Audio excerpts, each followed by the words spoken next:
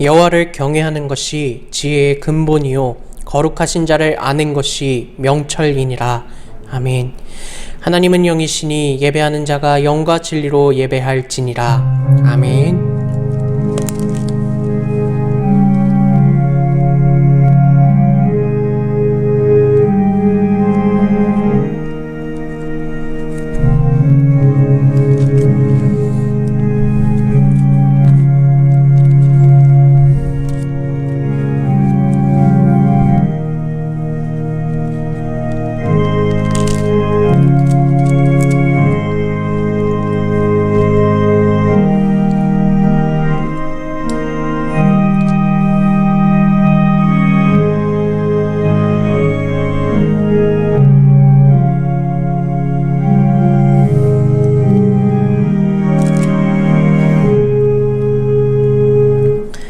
찬송가 24장 왕대신주 찬송 올리시겠습니다.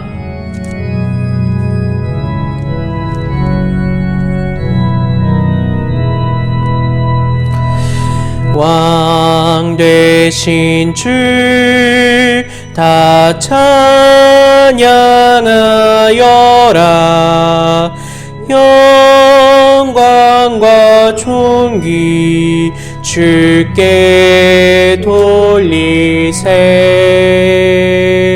하늘 위에 높이 계신 주님, 주님의 말씀 존귀하도다.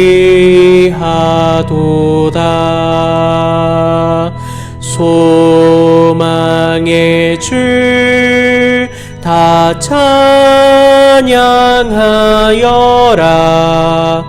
휘장을 걷고 보좌 오르사. 우리 위해 중보되신 주님, 날마다 은혜 부어주신다.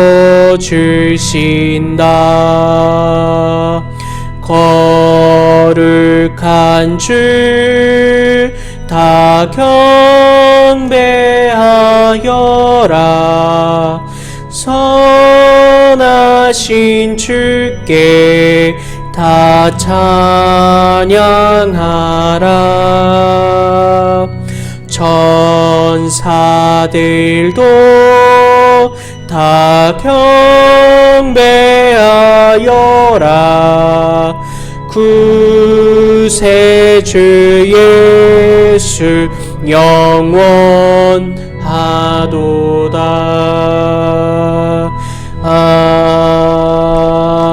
아멘.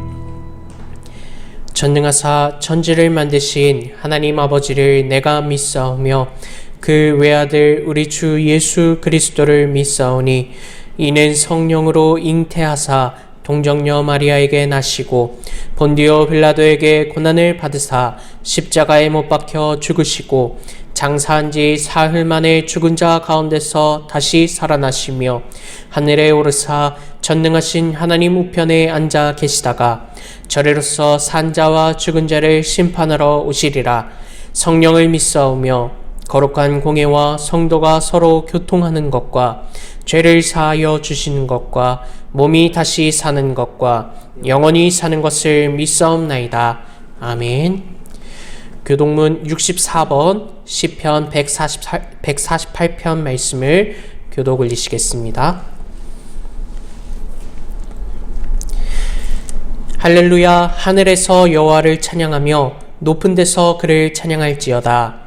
그의 모든 천사여 찬양하며 모든 군대여 그를 찬양할지어다.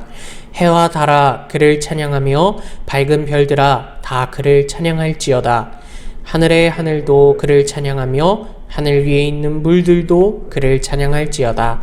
그것들이 여호와의 이름을 찬양함은 그가 명령하심으로 지음을 받았음이로다. 그가 또 그것들을 영원히 세우시고 패하지 못할 명령을 정하셨도다. 여호와의 이름을 찬양할지어다. 그의 이름이 홀로 높으시며 그의 영광이 땅과 하늘 위에 뛰어나심이로다. 그가 그의 백성의 뿔을 높이셨으니 그는 모든 성도 곧 그를 가까이 하는 백성 이스라엘 자손의 찬양받을 이시로다. 할렐루야. 아멘. 장희선 목사님 나오셔서 기도 인도하시겠습니다. 거룩하고 자비로우신 하나님, 이 시간 주님 앞에 나와 예배드리게 하심을 감사드립니다. 우리를 구원하셔서 하나님의 영광을 찬송하고 하나님의 예배자로 부르셨으니 마땅한 찬송과 영광 가운데 하나님 이 시간 나아갈 수 있도록 우리의 마음과 생각을 주장하여 주시옵소서. 만물을 새롭게 하시는 하나님 이 봄을 맞이하여서 우리의 믿음도 새롭게 일어나게 하시고 하나님의 그 진실함과 신실함 가운데 우리의 믿음도 진실하고 신실하게 하나님 일어날 수 있도록 우리를 주장하여 주시옵시고 우리의 가정과 교회와 나라가 하나님 새롭게 하나님 변화될 수 있도록 주님 그 길을 인도하여 주시옵소서. 또 4월 부활절을 준비하고 또 우리를 위하여 죽으신 그 예수 그리스도의 희생을 하나님 기억하며 나아갑니다. 하나님이 선택하신 자를 위하여 하나님 십자가에 달려 죽으시고 모든 사람의 그 죄를 용서하여 주신 그 은혜를 감사합니다.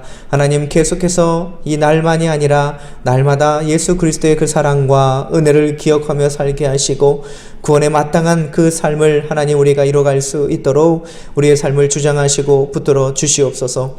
긍휼이 풍성하신 하나님, 이 땅에 하나님의 사랑과 그 은혜가 풍성하기를 원합니다. 남과 북으로 하나님 동과 서로 하나님 이리저리 분열하고 찢겨져 있는 이 나라와 민족을 하나님께서 통합하여 주시옵시고 새 정부 또 새 대통령을 주님께서 또한 세워주셨사오니 그 준비되는 손길 위에 지혜와 지식을 주님 더하여 주시옵시고 하나님 앞에 두렵고 떨림으로 하나님 잘 준비되어서 하나님 새 정부가 출범하고 그 길 가운데 주님의 도우심이 있도록 도와주시옵소서.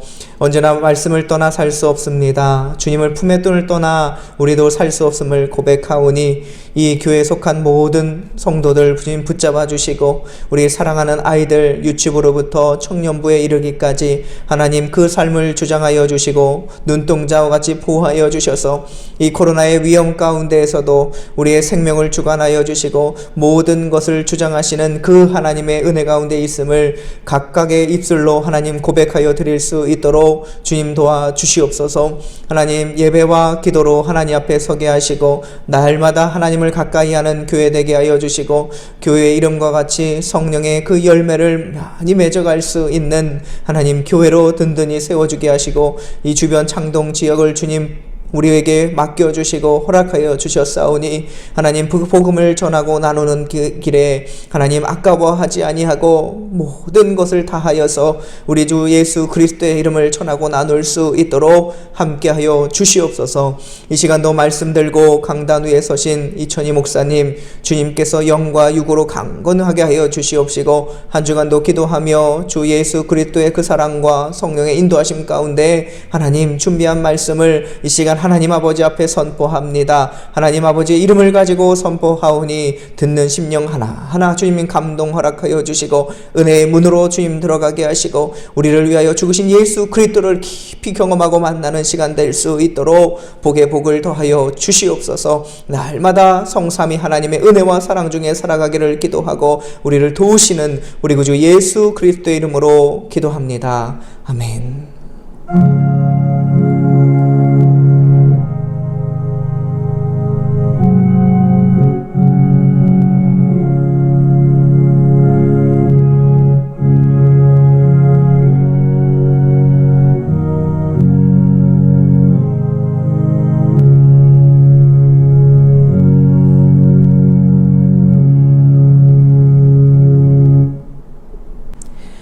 오늘 말씀은 예레미야 29장 11절에서 14절 말씀입니다. 구약 1097면에 있습니다. 함께 봉독 올리시겠습니다. 여호와의 말씀이니라. 너희를 향한 나의 생각을 내가 아나니 평안이요 재앙이 아니니라. 너희에게 미래와 희망을 주는 것이니라. 너희가 내게 부르짖으며 내게 와서 기도하면 내가 너희들의 기도를 들을 것이요 너희가 온 마음으로 나를 구하면 나를 찾을 것이요 나를 만나리라. 이것은 여호와의 말씀이니라. 나는 너희들을 만날 것이며 너희를 포로된 중에서 다시 돌아오게 하되 내가 쫓아보내었던 나라들과 모든 곳에서 모아 사로잡혀 떠났던 그곳으로 돌아오게 하리라. 이것은 여호와의 말씀이니라. 아멘.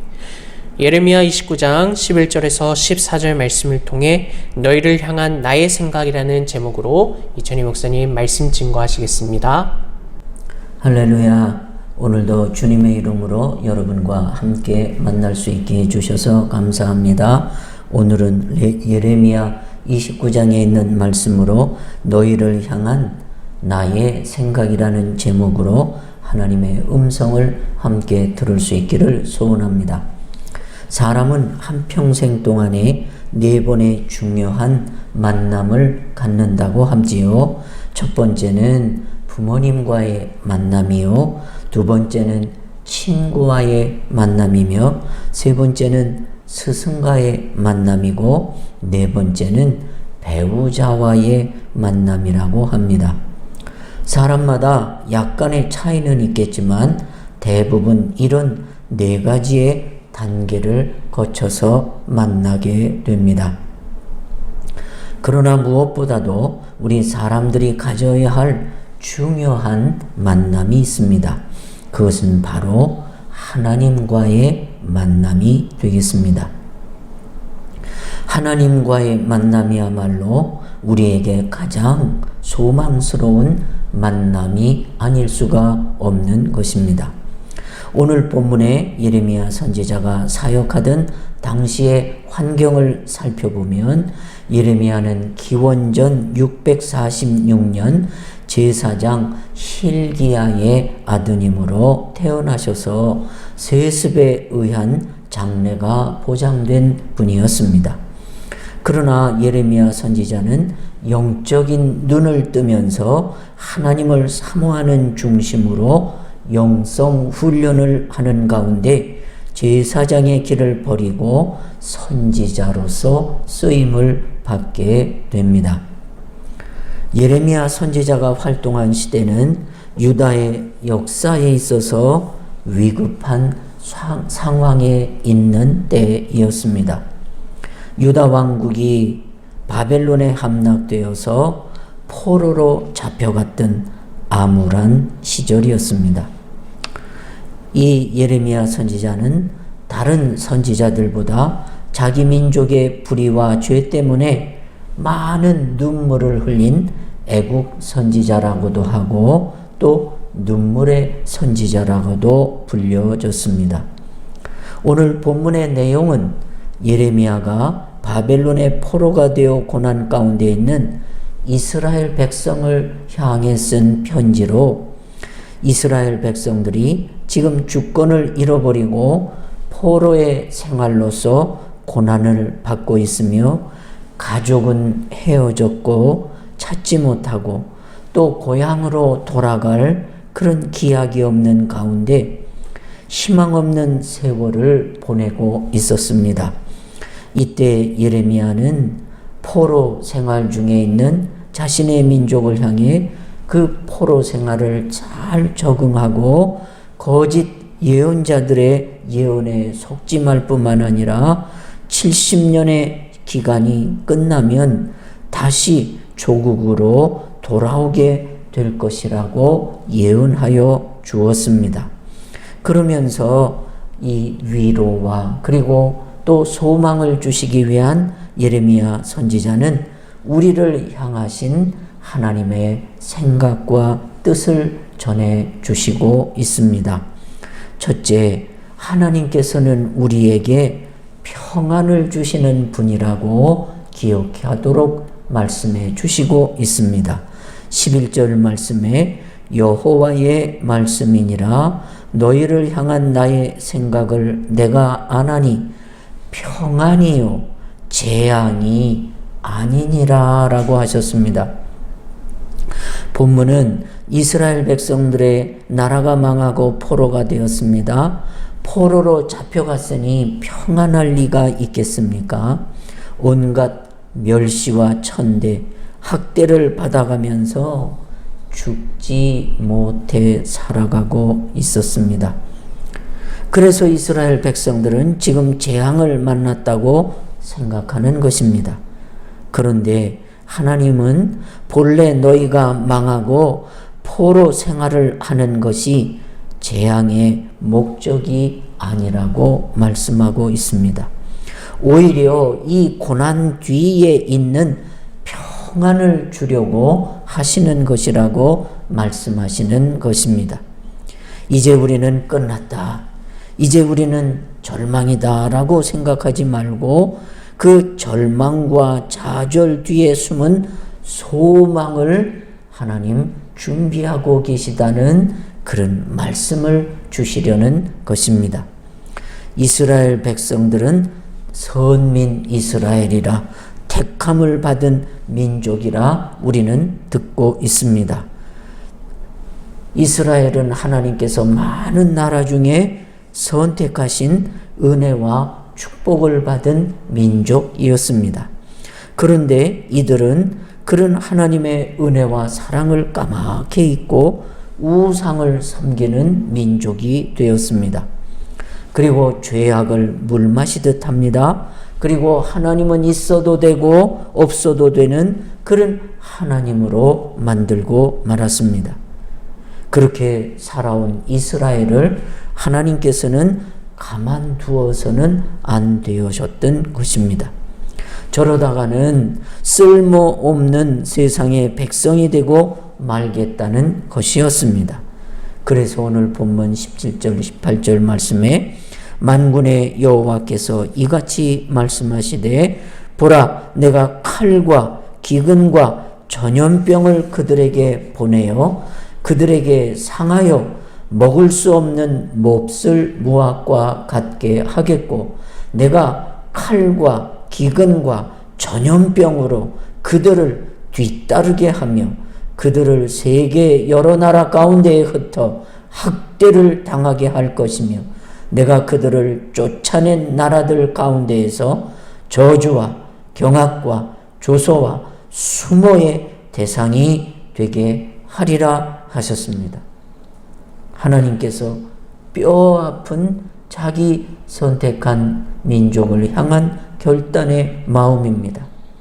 더 이상 이렇게 내버려 둘 수가 없어서 칼을 보내시고 기근을 보내시고 전염병을 보내셔서라도 이런 학대와 이런 고난과 이런 질병을 통해서 아니 하나님을 아는 백성들이 뭐 저러냐 그래 네 하나님이 최고라며 모든 만물을 창조하시고 복의 근원 되시는 하나님을 너희들이 믿는다고 자랑했는데 그래 우리나라에 와서 포로로 사느냐 그래 너희들의 그 모습이 이게 최고의 하나님을 섬기는 나라의 모습이냐라고 조소와 수모를 받게 하시겠다는 것입니다.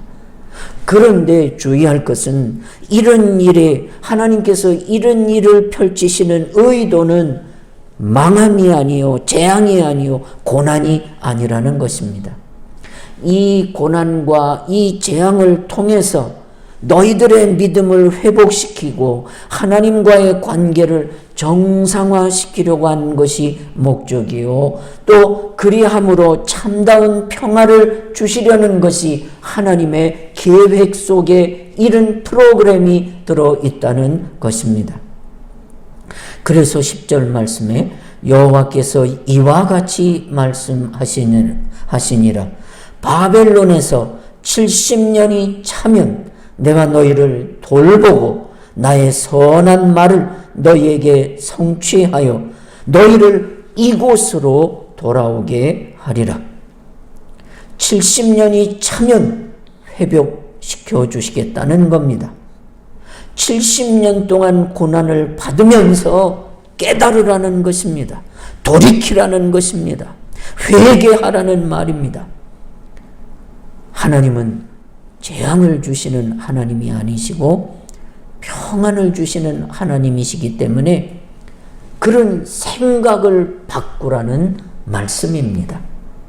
여러분, 예수님 부활하시고 제자들을 찾으셔서 제 일성이 무엇인 줄 아십니까? 너희에게 평강이 있을지어다.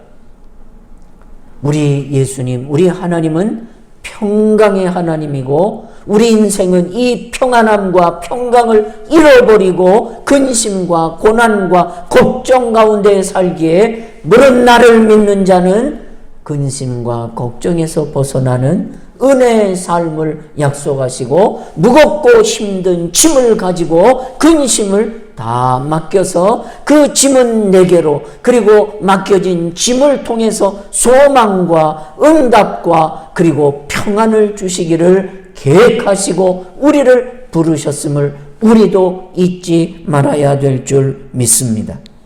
둘째로, 하나님의 우리를 향하신 생각은 우리에게 소망을 주시는 분이라는 것입니다. 11절에 너희 장래에 소망을 주려는 생각이라. 여러분, 장래, 내일의 하나님의 계획은 오늘보다도 우리의 내일이 죽지만 우리의 내일의 영생을 준비하는 천국을 준비하셨습니다. 베드로를 보시고 베드로의 연약함도 다 알고 뺑소니 칠 걸도 아셨지만 예수님 주신 소망이 뭡니까? 베드로야, 장차 미래에 앞으로 장차 내가 반석과 같은 사람이 되리라. 계바가 되리라.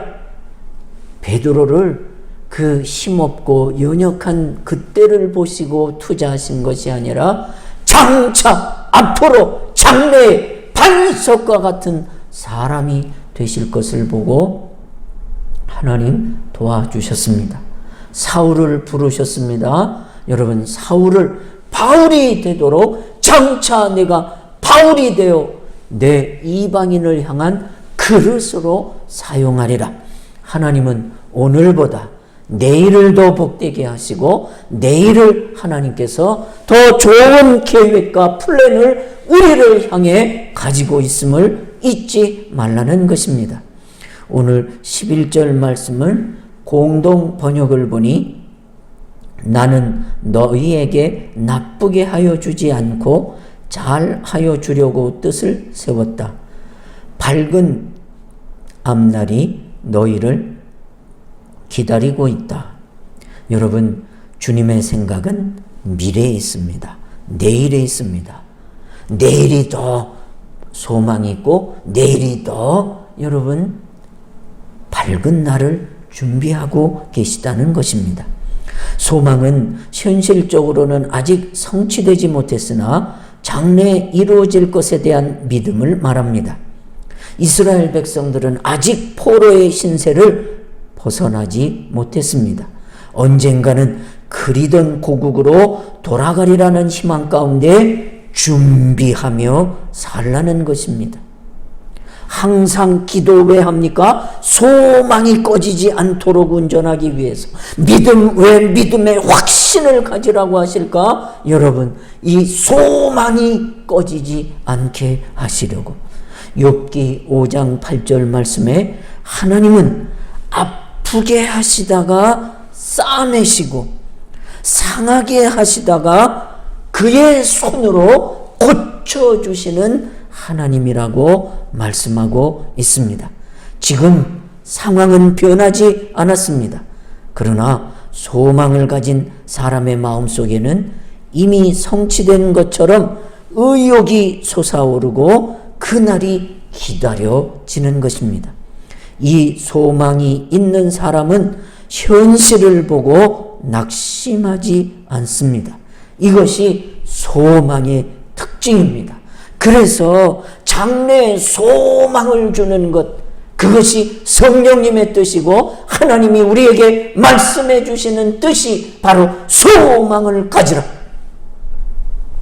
이란의 수도 테헤란에 가면 세상에서 가장 아름다운 궁궐이 있는데 그 궁궐에 들어서면 벽과 기둥이 수정으로 수놓은 것 같이 번쩍번쩍거리는 무지개가 아롱거리는 그런 휘황찬란한 궁이 있다고 합니다. 그런데 이 왕궁을 짓기 위한 원래의 계획은 거대한 통유리를 사용하는 것인데 유리를 수송하던 차가 실수를 해서 그만 그 유리가 다 깨어져 버리고 말았답니다. 그래서 모두가 실망해서 어떻게 하면 좋을까 고민하고 연구를 한 끝에 깨진 유리 조각을 이용해서 모자이크를 해야 되겠다 결정을 했답니다. 그래서 다 산산조각난 유리들을 과감하게 더 큰 것은 잘게 부수어서 조각조각 부쉈답니다.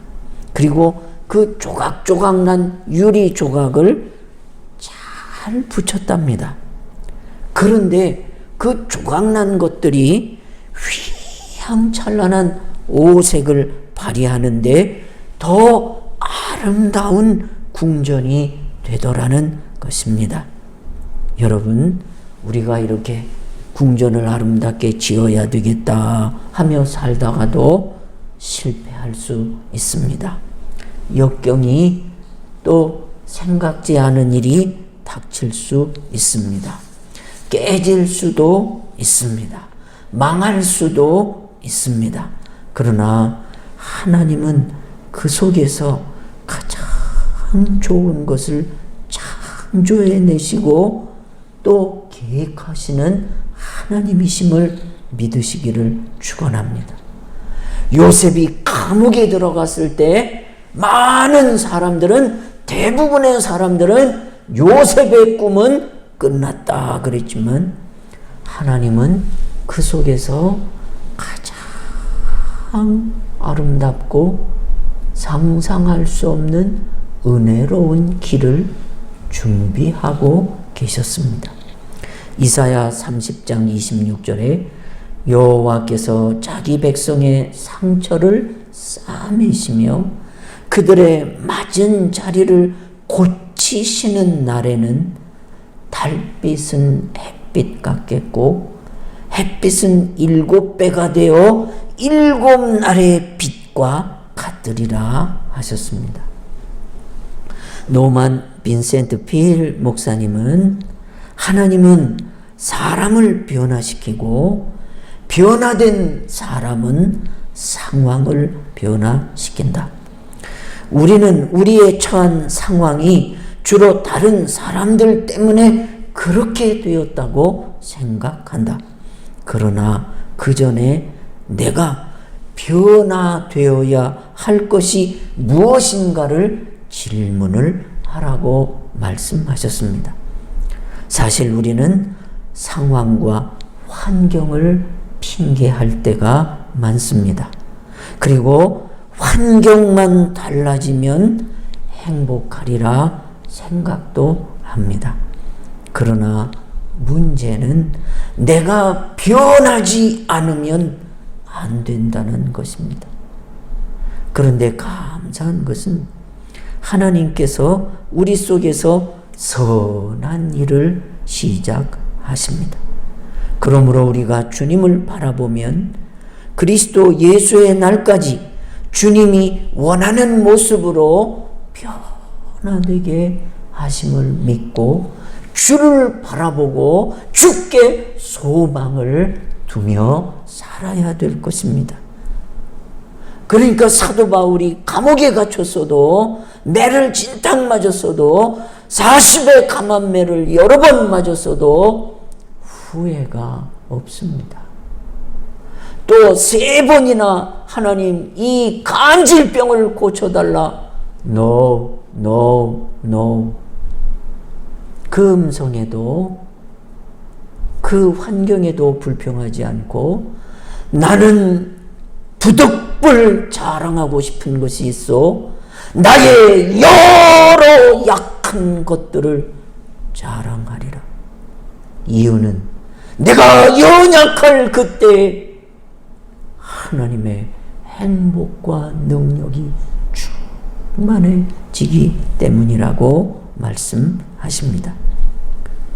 설교자 무디는 거듭난 후 하나님 앞에 온전하게 살기를 서약했지만 항상 넘어지기 생활을 하였답니다.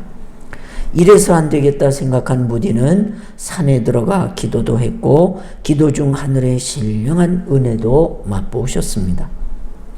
또 하늘의 신기한 복들이 심령에 물밀듯 쏟아졌다고 말합니다. 아, 이렇게 은혜 많이 받았으니 이제 나는 됐다라는 생각을 하였지만 그 받은 특별한 은혜는 한 달도 가지 못하더랍니다. 그래서 부흥사에게 은혜를 받겠다며 막 집회를 따라다녔지만 그것도 오래 가지 못하더라는 겁니다. 무디는 스스로 탄식했다지요. 나는 화인 맞은 양심인가 보다. 길가의 마음처럼 씨가 자라지 못하는 마음인가 보다 하며 자신을 부끄럽고 혐오스럽게 여기셨답니다. 그런데 어느 날 성경 말씀을 읽는데 로마서 10장 17절 말씀이 다가와 읽게 되었답니다. 믿음은 들음에서 나며 들음은 그리스도의 말씀으로 말미암았느니라. 무디는 날마다 이때부터 말씀을 읽기 시작했고 그 말씀을 읽을 때마다 생각이 변화되니 자기도 변화되는 것을 느끼게 되었고 그 후 무디는 미국의 역사를 뒤바꾸는 위대한 하나님의 종이 되었다는 것입니다. 하나님은 생각을 다스릴 수 있는 축복을 무디에게 주셨던 것입니다. 그리고 그 생각을 다스릴 수 있었던 것은 자기 의지가 아니라 하나님의 말씀이었던 것입니다. 하나님의 말씀을 들을 때 생각이 영향을 받기 시작하고 바위에 글을 새기듯 말씀을 마음에 새겼다는 것입니다. 그리하여 어떤 상황에서도 긍정적인 생각을 가지는 마음을 갖게 되셨다는 것이지요. 14절 말씀에 여호와의 말씀이니라. 나는 너희들을 만날 것이며 너희를 포로된 중에서 다시 돌아오게 하되 내가 쫓아 보내었던 나라들과 모든 곳에서 모아 사로잡혀 떠났던 그곳으로 돌아오게 하리라. 이것은 여호와의 말씀이니라. 여러분, 미래를 성공적으로 바꾸시기를 원하십니까? 환경을 행복하게 바꾸시기를 원하십니까? 그렇다면 생각을 바꾸어야 합니다. 생각이 긍정으로 바뀌면 내가 바뀝니다. 미래가 바뀝니다. 생각이 열쇠입니다. 불행을 행복으로, 미움을 사랑으로, 가난을 번영으로, 실패를 성공으로, 절망을 희망으로 바꾸는 열쇠는 생각입니다. 그러니 이 포로 중에 있는 이스라엘 백성을 향해 하나님의 음성으로 내가 너희에게 주려는 생각은 고난이 아니요 평안이라, 재앙이 아니라. 여러분, 헨리 포드는 장애물이란 목표 지점에서 눈을 돌릴 때 나타나는 것이다. 목표에 눈을 고정하고 있다면 장애물은 보이지 않더라. 사도 바울을 보십시오. 요셉을 보십시오. 보디발의 처, 형님들의 방해. 여러분, 저가 열한 별들이 내게 절하더이다. 하늘을 바라보고 나갔던 요셉에게는 그 환경이 장애물이 되지 못했습니다. 사도 바울은 육체의 가시가 괴롭혔지만 하늘을 바라보고 있는 바울에게는 문제가 되지 않았습니다. 많이 맞고 빌립보 감옥에, 억울한 감옥에 갇혔음에도 그 감옥에서 무엇을 하였다고 하였습니까? 찬송과 기도로 하나님께 영광을 돌릴 수 있었고, 그 장애를 바라보지 않고 하나님을 바라볼 때 빌립보 감옥의 문이 열어지는 하나님의 살아계심을 만나지 않았습니까? 장애물은 우리를 유혹합니다. 다른 것 봐. 다른 것 생각해. 성령님은 우리에게 말씀하십니다. 주만 바라볼지라. 기도합시다. 하나님 아버지, 내가 삶에서 소망과 그리고 기쁨을 잃고 있지는 않습니까? 담대함과 용기와 그리고 하나님 내일을 힘써 살았던 그 마음이 위축되어 있지는 않습니까? 혹시 내가 장애물만을 바라보고 있는 현상은 아닌지요? 죽음은 죽으리라.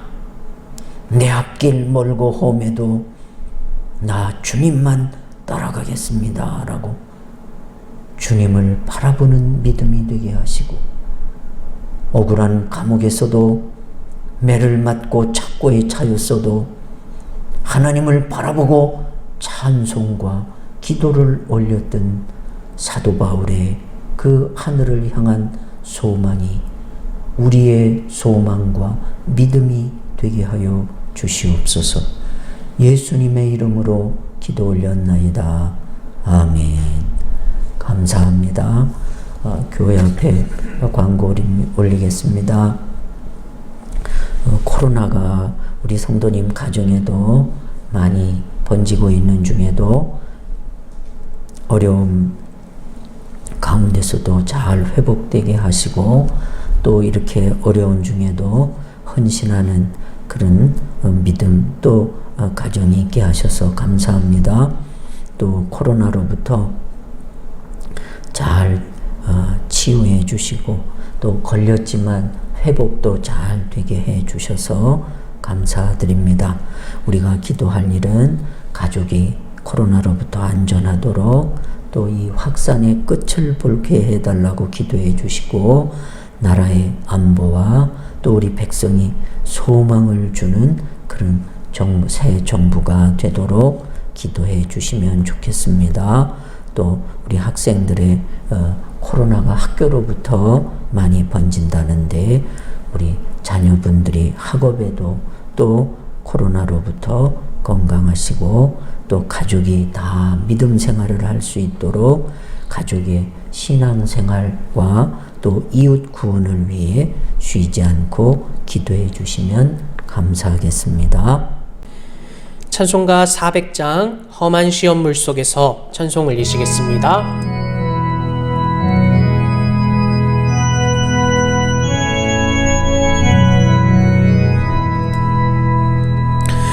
험한 시험물 속에서 나를 건져주시고, 노한 풍랑 지나도록 나를 숨겨주소서. 주여 나를 돌보시사 구이 품어주시고, 험한 풍파 지나도록 나를 숨겨주소서. 권세 능력 무한하사 모든 시험 이기고, 풍랑까지 다스리는 주님 앞에 비오니, 주여 나를 돌보시사 구이 품어주시고, 험한 풍랑가 지나도록 나를 숨겨주소서. 죄악 길에 빠진 이 몸 캄캄한 데 헤매며 부르짖는 나의 원 들으소서 내 주여. 주여 나를 돌보시사 고이 품어주시고 험한 풍파 지나도록 나를 숨겨주소서.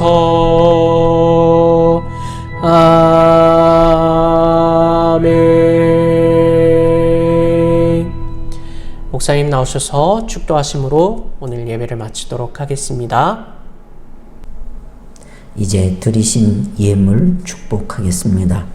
하나님, 코로나의 하나님 위험으로부터 지켜주신 것 감사하고, 코로나에 하나님 걸렸어도 잘 회복되게 하여 주심을 감사합니다. 이 코로나를 통하여 건강이 또 삶이 생명이 나의 것이 아니요 내가 주인이 될 수 없음을 알아 주님께서 나의 주인 되시고 주님께서 나의 하나님 장래가 되어 주시옵소서. 그리고 하나님 세워주시지 아니하시면 세우는 자의 수고가 헛되다 하심에 저희들을 세워주시고 저희들을 지켜주셔서 하나님 은혜 가운데 있음을 확실히 알 수 있도록 은혜를 더해 주십시오. 오늘도 주님께 드려진 예물 주님께서 기쁜 믿음과 기쁜 정성으로 받아주셔서 드리는 손끝마다 주의 축복을 체험하게 하옵소서. 지금은 살아계셔서 우리를 인도하시고 장래를 축복해 주시기를 원하시는 하나님 아버지의 사랑하심과 우리와 같은 죄인을 위해 십자가의 고난을 마다하시고 죽기까지 사랑하신 예수 그리스도의 은혜와 이를 깨닫고 하나님의 은혜 가운데 머물게 하시는 성령님의 인도하심이 이 나라 위에와 또 코로나로 하나님 회복을 하나님 간절히 사모하는 아버지 환자들 위에와 그리고 사랑하는 우리 성도님들 가정 위에 이제로 영원토록 함께 있을지어다. 아멘.